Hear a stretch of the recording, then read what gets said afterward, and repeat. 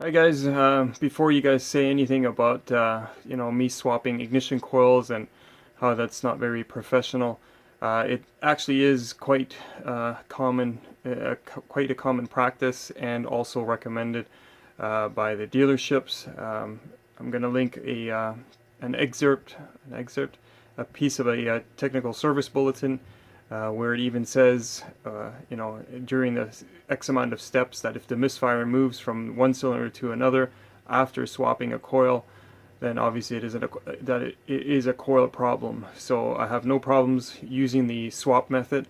It's quick, easy to do. You don't need any scopes.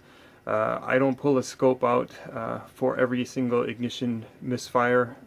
I do at certain times, especially when it's a hard miss.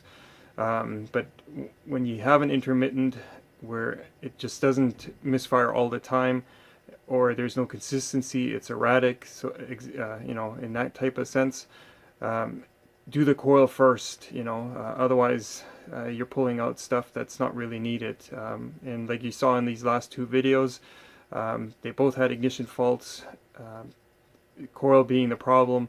The misfires didn't always happen. The Audi, it actually did misfire fairly often at a certain point in time, obviously temperature related, I'm assuming, because it didn't misfire right away as the engine was still somewhat cold, and then as it got past 60 some odd degrees, it started to miss under certain conditions, under certain throttle positions.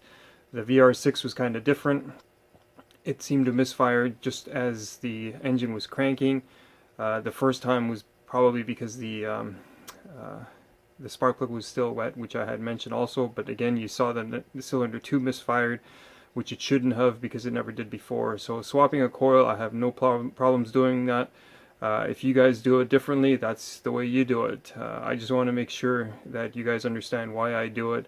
It's simple, easy, quick. Obviously, if it were inconclusive after swapping, then I would do further tests, but in both those cases, there was no need to go further. Thanks for watching.